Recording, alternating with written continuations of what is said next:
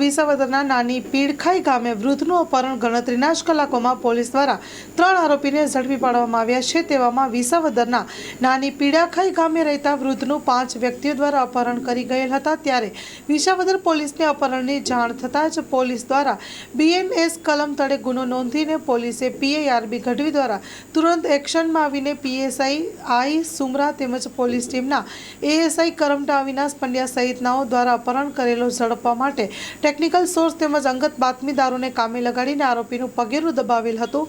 ત્યારે બાતમી મળી હતી કે અપહરણકાર વૃદ્ધનું અપહરણ કરીને અમરેલી ડિસ્ટ્રિક્ટમાં છુપાયેલ છે તેવી બાતમી મળી હતી। ત્યારે પાણીયા ગામે પહોંચી ગયેલ હતા અને આરોપી મગન હરજી પરમાર, રમેશ હરસીઓલા, મનોહરી સારોલિયા અને અપહૂત સાથે પકડાઈ ગયેલ છે।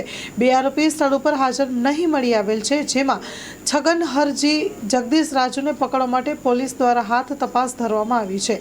ત્યારે પૂછપરછ કરતા કૌટુંબિક મામલામાં વૃદ્ધનું અપહરણ કરવામાં આવેલ હતું તેવું જણાવ્યું હતું, પરંતુ વિસાવદર પોલીસ દ્વારા આરોપીને કોર્ટમાં રિમાન્ડની માંગ સાથે રજૂ કરવામાં આવશે, ત્યારે જ સાચું કારણ બહાર આવશે તેવું જાણવા મળ્યું હતું। Story report by Haresh Mehta, Visavadar.